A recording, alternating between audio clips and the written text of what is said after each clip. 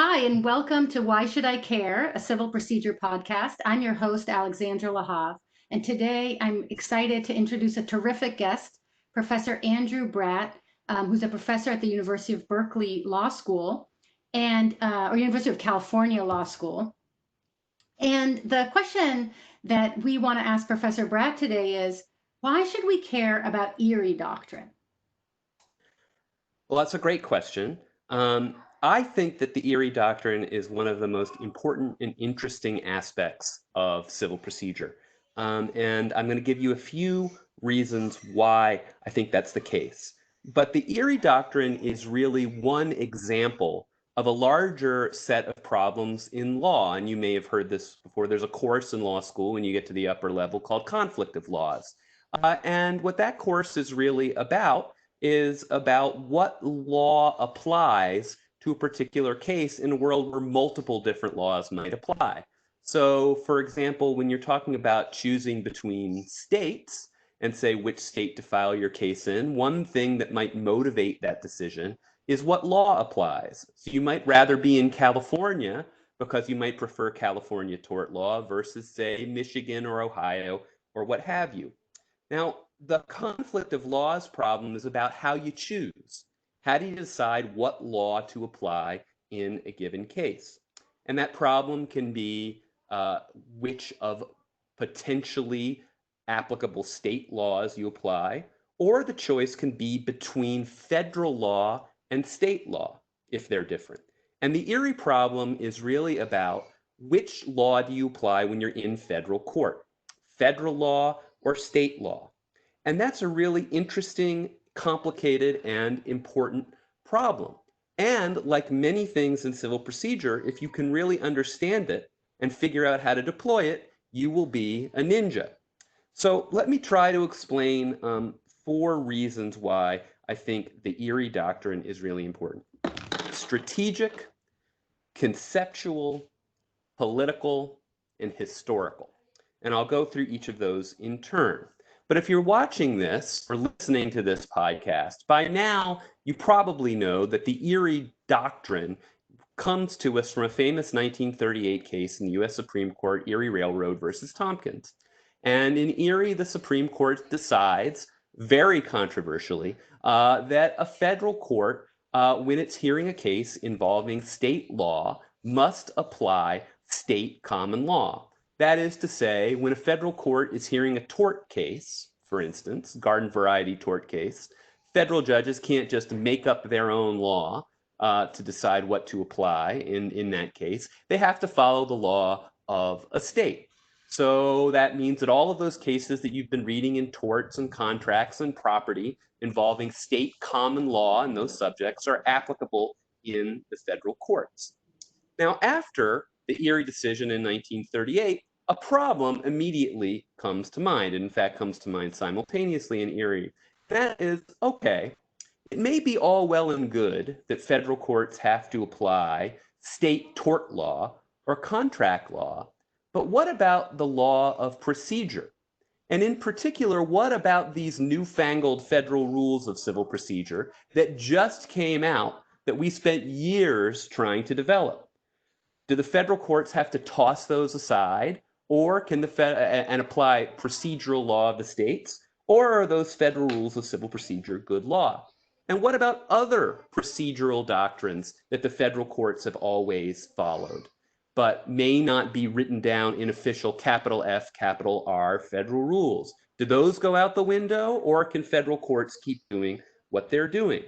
And what we see in the Erie Doctrine is a set of cases over the course of the last, now, I'm going to have to add 82 years, no, 72 years, where the Supreme Court tries to figure that out.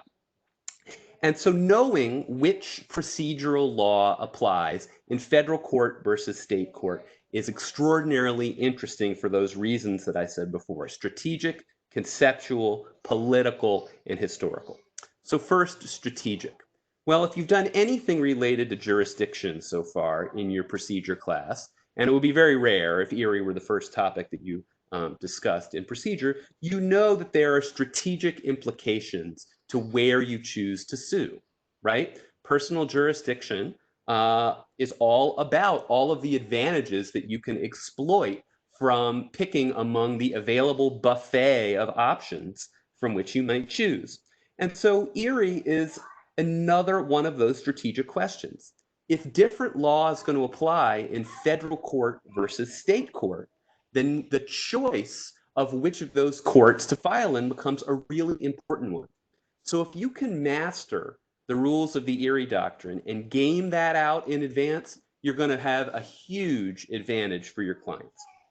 Okay, second, conceptual.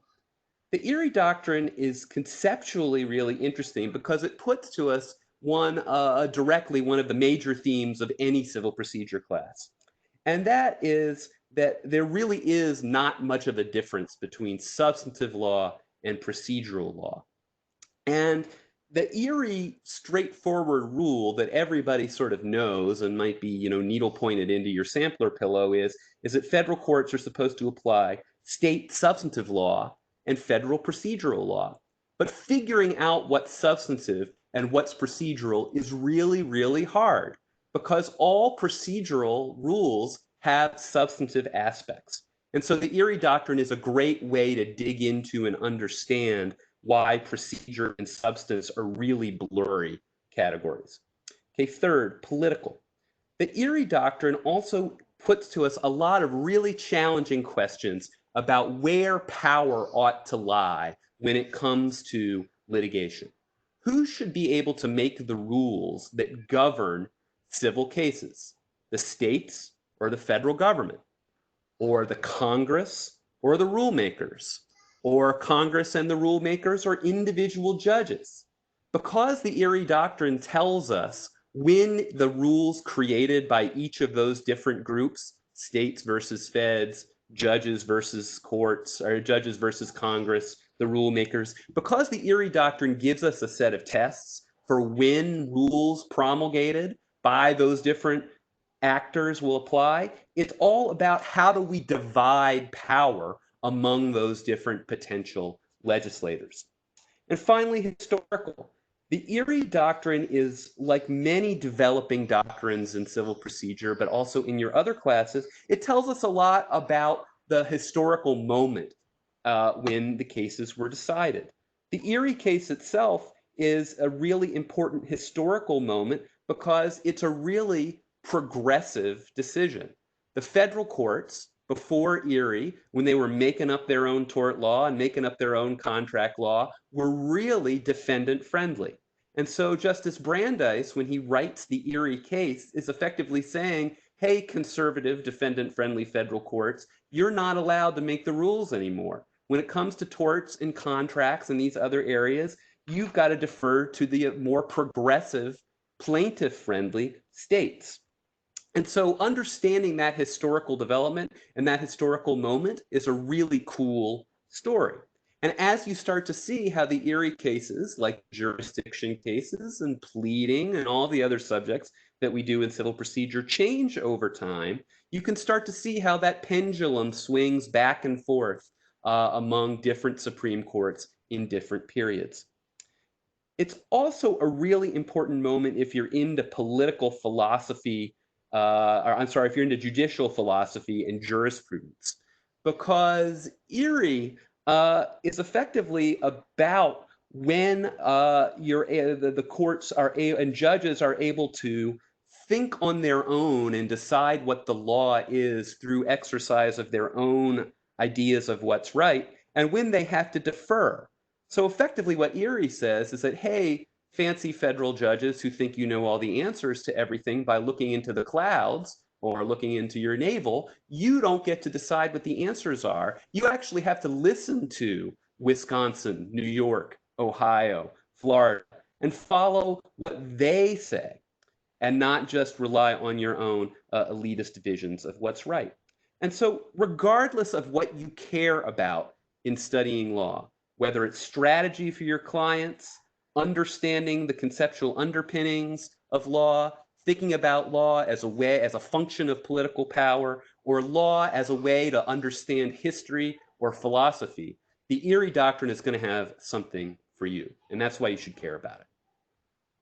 Thanks. That was so interesting. And I just want to add a little plug for history.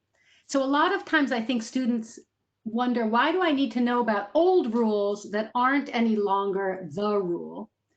And I think, and I want to hear what you think about this, I think one good reason, one good instrumental reason to know about the past is that it helps expand your imagination about what the law could be. If you only know about what the law is right now, you might not imagine all the ways in which it could be different. So if you assume, for example, of course, federal courts deciding cases that where somebody's bringing a state cause of action would decide it based on state law. Well, that wasn't always the case.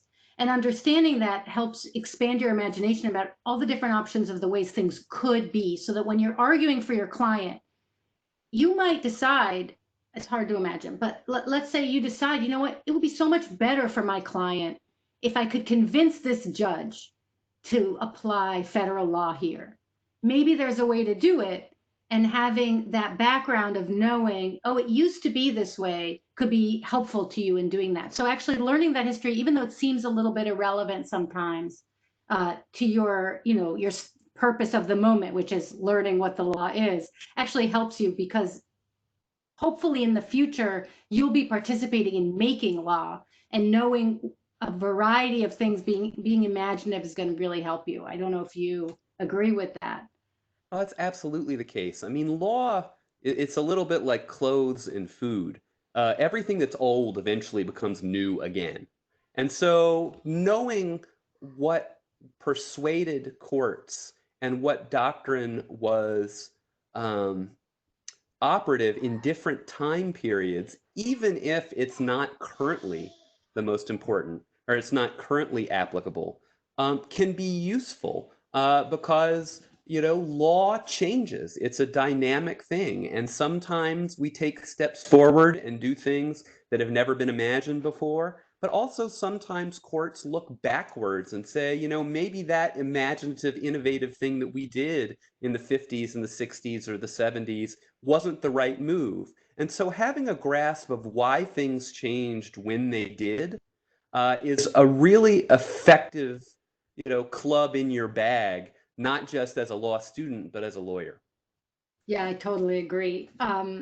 So another question I wanted to ask you as a follow-up is that I think, even though it's really important, it also is one of the doctrines that students struggle with the most. It's very it can be very challenging, and I wonder, what do you think about that? And do you have any advice for students who may be struggling with Erie Doctrine about how they should think about it?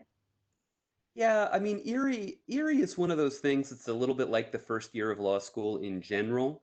It has this reputation for being a really hard and uh, this huge mountain that you have to climb.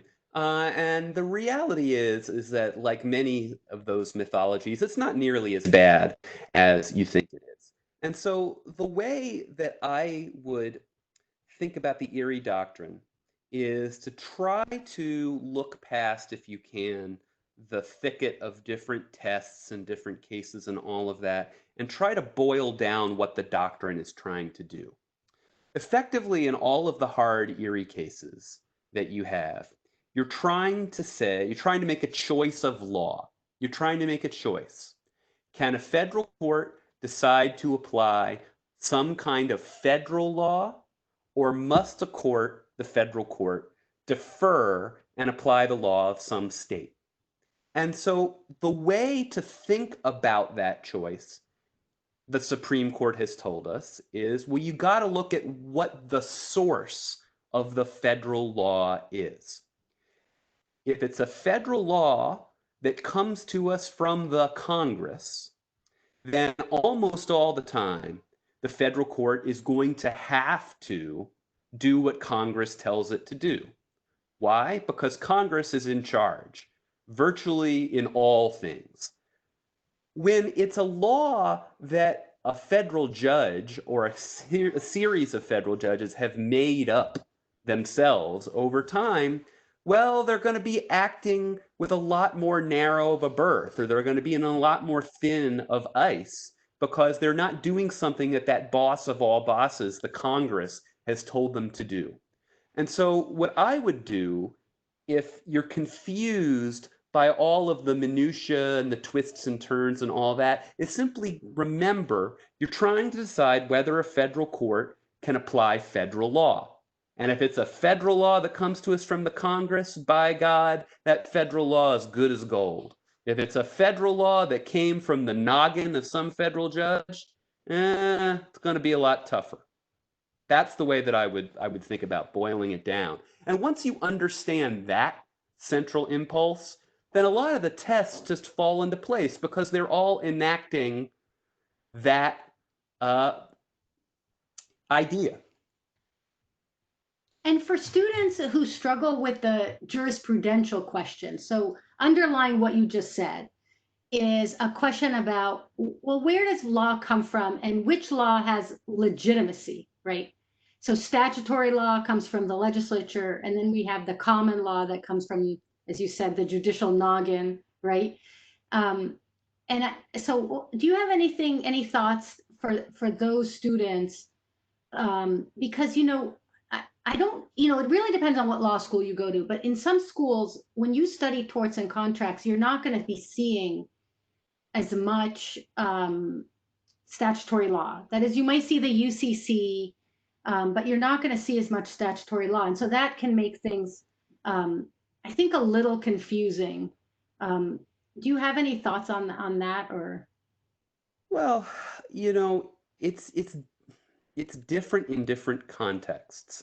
Like all law, I mean, the standard lawyerly answer is it depends, right? And so arguably, if you can learn how to answer questions with it depends, then you've passed the first year of law school. But when you're thinking about Erie and you're saying, well, look, I've got a variety of laws that could be applicable in this case. Some of it might be common law, that is, it's made up by judges by following precedent. Some of it might be statutes, right, that are passed by democratically accountable legislators, in theory, directly democratically accountable legislators. And I might have something like a federal rule or a regulation, which looks like something sort of in between law developed by judges and something that's developed by legislators. I mean, at the end of the day, typically we have a real preference for statutes these days because they seem to be the product of our democratically elected um, representatives. And if we don't like what they do for some reason, or we don't like the legislative product they produce, by God, we can throw the bums out and we can get new people to come in to change it. And so we live in a moment where it seems as though the prevailing wisdom is that we really want courts to follow legislators and that courts are subservient in ways to legislatures.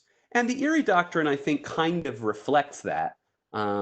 In kind of a straightforward way, in the sense that when Congress tells the federal courts what to do, the federal courts don't get a lot of wiggle room to do something different. But one thing that's sort of interesting about the Erie Doctrine is that it really demonstrates how much times have changed. In the 1800s, this idea that federal judges or even state court judges really needed to defer all that much to what the bozos that the rabble elected to decide what the law is was frankly kind of a perverse idea. The idea that Justice Story, would think, wait a minute, I've got to actually do what some goobers in Wisconsin think that I should do. That's ridiculous. I went to the Harvard Law School. I invented the Harvard Law School. Right. I get to decide, what the law should be. I don't have to listen to, what the people think. And so it's very interesting to see that. I mean, if you're just sort of looking very narrowly at, 2020, it's easy to see that from the way that we look at the world to say, yeah, what judges ought to do is do what the legislatures tell them to do because we're a democracy. But if you're looking at it from the perspective of the 1800s, that's actually kind of backwards. And it's another good reason to really look at the historical development of the laws, because it tells you a lot about how our ideas are very fluid and very dynamic. Who knows, the pendulum could switch again, depending on our relative faith in democracy at any given moment, or at least direct democracy. Yeah, I totally agree. It's so interesting. And I do think that it's helpful to students, as you say, to try to think about the broader context and the fundamental question when they're facing a problem, and only then delve into, okay, what are the rules that I'm going to apply? Because Yeah. it helps you navigate, okay, do I turn left or do I turn right, if you have a sense of why am I here in the first place? Well, rules, I mean, you know, and this is something that sort of gets lost a little bit for those who are really into, looking exclusively at, say, text of rules. But I'm still a big believer that rules are enacted for a reason. They have purposes. And like once you can understand what the purpose of a rule was, and that purpose may be very historically dependent on the moment when it was created, right? Like Brandeis does the Erie decision in 1938, in part because he wants to shift power away from conservative federal courts towards progressive state legislators. Okay, well, once you understand that, and you can understand something of the purpose of the rule that he creates and becomes the law, then applying that rule starts to become a lot easier. Yes, of course, there are always hard cases at the margins. That's where we come up with great ideas for final exams. But the reality is that if you can understand the reasons why the rule is the way that it is, then that can get you 99% of the way there when you're dealing with a really difficult question. Yeah, and in practice, I think you'll find most Erie questions are actually quite easy. But obviously in class, we focus on the really hard, knotty, interesting questions. Well, Um, I mean, that's true of virtually all law, right. right? I No, no, mean, it's true of everything we do. everything we But just do. in I mean, case but you're we're not, freaked out. I mean, we're not, we don't, you're not at law school to learn how to answer easy questions. You could understand how to answer easy questions without going to law school. You're at law school to learn how to answer hard questions. And, you know, that's what makes it fun. That's what makes it interesting. And that's what makes the practice of law so rewarding. I totally agree. So thank you so much. Any last words before we close? This has been really helpful, I think. No, not really, other than to say, when it comes to the Erie Doctrine, it's really true of all law. Don't forget to enjoy yourself. It's a fun profession. You're entering it, and you should be excited about it. And obviously, I'm excited about Erie.